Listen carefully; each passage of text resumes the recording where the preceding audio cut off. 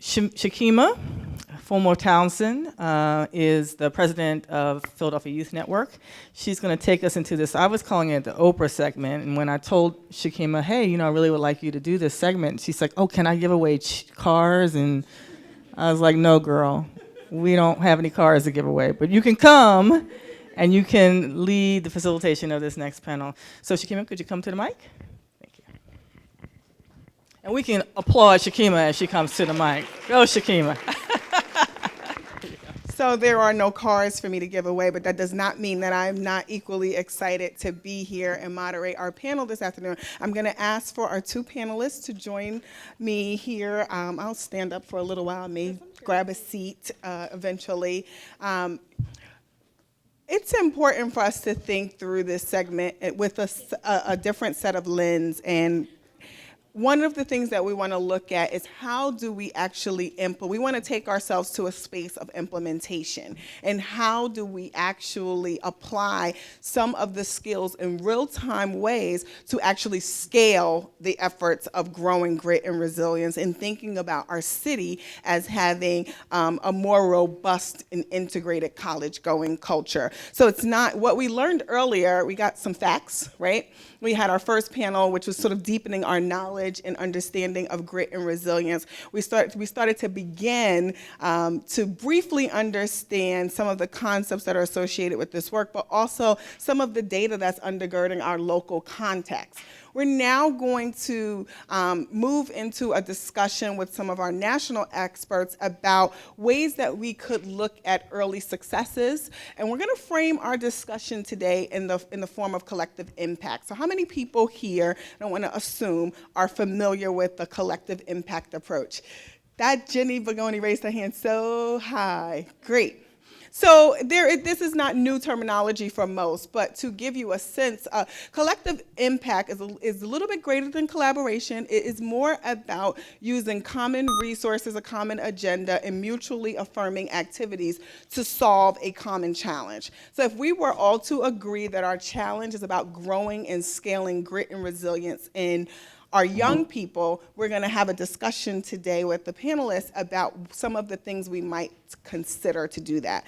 But before we jump into questions and answers, and then we'll open the floor for questions from the audience, I would like to give each panelist an opportunity to introduce themselves. So I'm going to ask them within 5 minutes to introduce themselves and talk a little bit about their work before we jump into questions and answers. So I'm going to turn it over first to Jenny.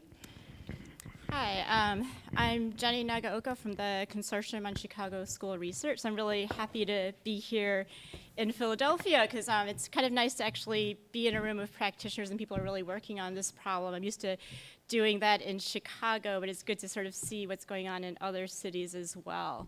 So I'm actually going to introduce this and sort of like why am I in this room and how did I actually end up being here? Because thinking about grit and resilience in some ways is not exactly what my general background is. For about the past 10 years, I've actually been doing a lot of work around, I guess, another topic you were just talking about, but thinking about how do you get more kids from high school to go on to college and actually eventually attain a degree. So it's a lot of things about college readiness, how do you develop a college-going culture, all of these different things.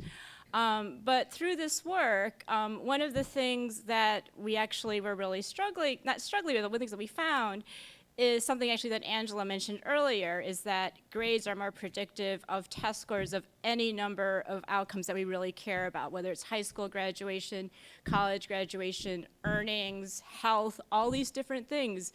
Grades matter more than test scores. And so I think there are a lot of people, Angela, there's like Nobel Prize winning economists who are worried about this thing. Like, what is that other stuff that really, really matters? And it goes by a lot of names, right? I mean, we can talk about grit, we can talk about resilience, we can talk about perseverance, stick-to-itiveness, all these different things that people are really concerned about. So about 3 or 4 years ago, my colleagues and I were asked by a couple of foundations to kind of go through all the literature and try to make sense of it. And we sort of naively thought that this was an easy thing to do. completely untrue. We thought it would take us a few months. We'd go a little into psychology, we'd go into a little of economics, and we'd be able to figure this all out. But it turns out that there's a huge, huge world out there, and there's actually people who've been thinking about this stuff for like 50 or more years, right? And so I'm coming from an education background, so I hadn't quite delved into the depths of all these different pieces. So we came up with a framework to try to understand this. And so we came up with 5 general categories of the things that seemed to be important. So we thought about mindsets, we thought about perseverance, which is also grit. We think about what sort of learning strategies are important, and what sort of academic behaviors matter, and what sort of social skills matter. But with this, our task really was not just about categorizing things. I mean, it's fun to put things in little bins. But really, ultimately, what we care about is, what does this mean in the classroom? What does this mean for schools? How can we actually be thinking about all these different things and harness them toward learning? So we were really framing a lot of our work around not just what's the relationship of these things and do they matter, but are these things that we can change? Are these things, since we're coming from a schooling background, are these things that we can actually change within schools and within the classroom? And do we have strategies around this? The tough part about this is that as much time as it took us to actually try to make sense of this world, it's still really hard to think about what strategies to use to actually make a difference. Context matters a tremendous amount, and a lot of the research that has been done, where there's a lot of evidence, are things that are done in labs. There's a lot that's known in practice, but actually making the connection between the two is something that there's a lot of work that remains to be done. So going forward, we're thinking about a lot of questions that were sort of raised by this lit review. One of them is, how do we measure it, which is something that came up this morning. I am a little bit more of a skeptic in terms of how easy this is to measure, and I'll be happy to talk about that more in a little bit, because I think I come from a quantitative background, and so I always think that measurement is tremendously important.